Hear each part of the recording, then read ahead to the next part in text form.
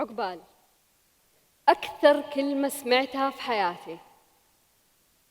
عقبال المدرسة، عقبال الجامعة، عقبال التخرج، عقبال الوظيفة، عقبال الترقية، عقبال الزواج، عقبال عقبال عقبال. كل ما نكبر شوية نعتقد إننا وصلنا، لكن تصدمنا كلمة عقبال جديدة تخليك تشعر إنه المسار جاهز وقالب واحد هو اللي اختارك، مو أنت اللي اخترته. تحس إنك قاعد تمشي في طريق رسمه شخص ثاني، ما تدري، يمكن يكون صح ويمكن يكون غلط، وأسهل شيء إنك تسويه هو إنك تجلس وتنتظر إنك تحقق العقبال اللي بعده، حتى لو كان في شيء يقول لك ترى هذا الطريق مو طريقك. كلنا عندنا هذا الكرسي في حياتنا، أنا أسميه كرسي عقبال، وظيفته إنه يخليك تجلس تنتظر وما تتحرك. خلوني أشارككم قصة. أنا انقبلت في تخصص الفنون، وكان هو التخصص الوحيد المتاح، وكنت كارهته جداً لأني ما أشوف فيه مستقبل، ما راح أقدر ألاقي وظيفة عشان أحقق العقبال. وحتى الناس اللي قالوا لي أدخلي كانوا نفسهم يرددوا ويقولوا ترى الفن ما يأكل عيش. أتقبلت الواقع، أصلاً في خيار ثاني، وجلست أنتظر وأنتظر. فجأة استوعبت أنا جالسة أنتظر إيش؟ أنتظر السعادة؟ أنتظر النجاح؟ ليش مو أنا اللي أرسم طريقي؟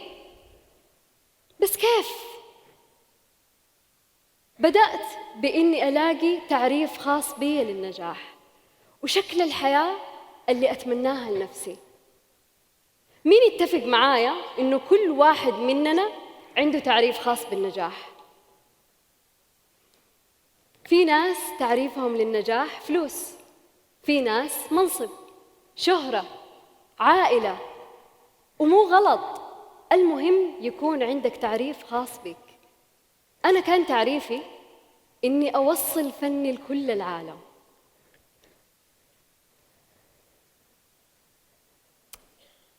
بس أحتاج دخل، راتب، والفن زي ما قالوا لي ما يأكل عيش. فاضطريت آخذ وظيفة ما تشبهني بس عشان الراتب. كان عندي حياتين، في الصباح أداوم، وفي الليل فنانة أعبر عن شعوري والمواقف اللي أعدي فيها بالرسم والألوان. ومرت الأيام والشهور، والسؤال دايماً في راسي، إيش أسوي باللوحات المكدسة في المخزن؟ كيف أوصلها للعالم؟ وعدت الأيام، وبعد 5 شهور يكلمني مديري يناديني على المكتب على أساس يزيد راتبي أو يرقيني. فجأة يقول لي أنتِ مطرودة. كانت أول مرة أنطرد فيها، مهما كانت الصياغة، مهما كان الأسلوب، المعنى واحد، هذا مو مكاني.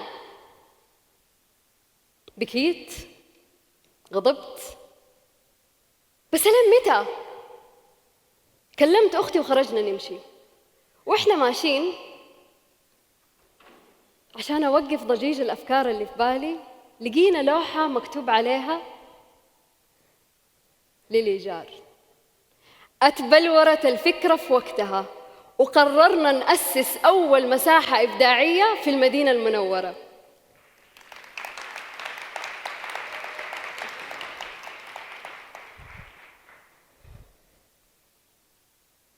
بس ما كان سهل، كل شيء كان جديد، حتى السجل التجاري كان قرطاسية.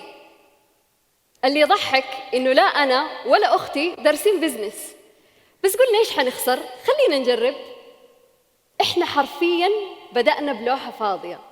لو تفكر فيها شوية، كلنا حياتنا عبارة عن لوحة فاضية، وهذا الفراغ فرصة إنك تبدع وتجرب، تغير الألوان، تغير الطرق، تغلط وتمسح وتعيد. حتتفاجأ مع الوقت إنه هذه اللوحة صارت عمل فني جميل يشبهك. واليوم صار عندنا مساحة أعرض فيها أعمالي المكدسة ونصنع فيها جيل من الفنانين.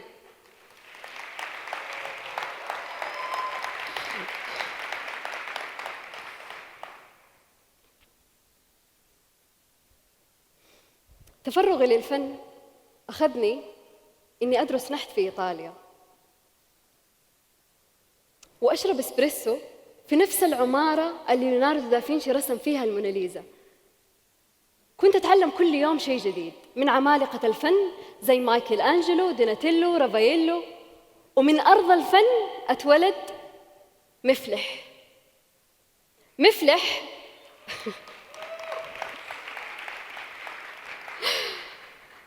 مفلح عبارة عن جمل رهيب قرر يكسر الحدود ويتحدى الواقع زينا ويشبهنا. مفلح خلاني أتعلم وأكتشف هويتي الفنية، وإني أبدأ أصمم أعمال من تراثنا وثقافتنا. وهنا أتغير كل شيء، من شخص ما يبغى يدرس فنون إلى شخص الفن كل حياته. خلينا نرجع لمفلح. مفلح بدأ منحوتة بالبرونز، واليوم هو عمل رقمي وأصل أملكه وأقدر أبيعه لكل العالم كNFT.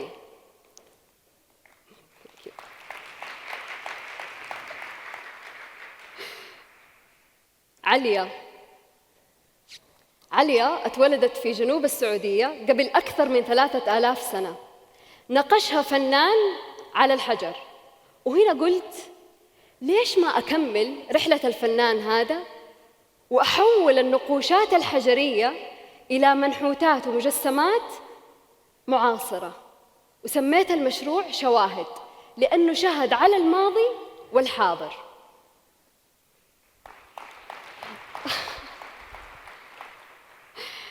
هش أكثر عمل قريب لقلبي لأني جسدت فيه هشاشتنا كبشر، نشك، نتناقض وننتظر. أبغى أسألكم سؤال، مين عنده ليفة في البيت؟ فضولي خلاني آخذ الليفة هذه وأحولها من نبتة إلى أعمال فنية زي ما أنتم شايفين. كملت الرحلة وأتعلمت إنه في سوق للفن ما نعرف عنه شيء، في مزادات، في معارض، ولها سوق ولها علم. فبدأنا بصناعة سوق فني سعودي ومزاد احترافي يربط الفنان بالمشتري ويزيد من قيمة فنوننا وتقديرها.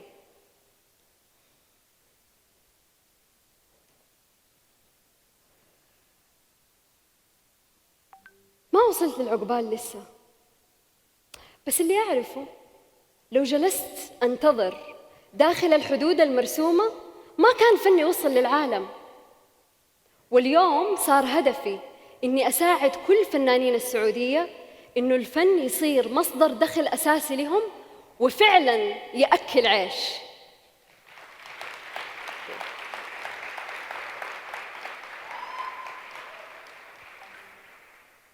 هذه التجربة علمتني إني ما أنتظر الإذن من أحد، وإنت كمان لا تنتظر أحد يسمح لك، والأهم لا ترجع تجلس على كرسي عقبال. واكتشفت إنه كلمة عقبال ما هي المشكلة، المشكلة كان في تعريفي لهذه الكلمة.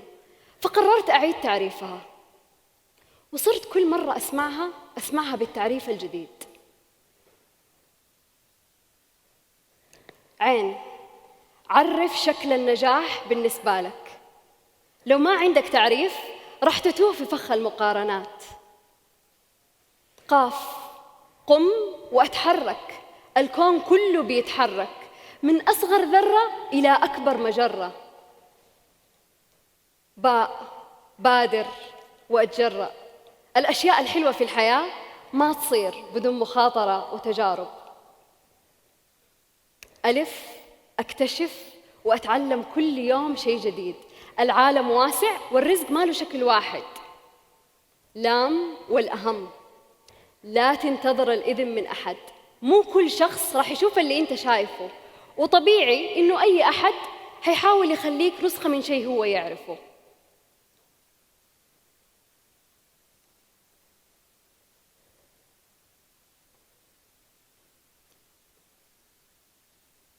حابة أقول لكم شيء. عقبال. كيف سمعتوها الآن؟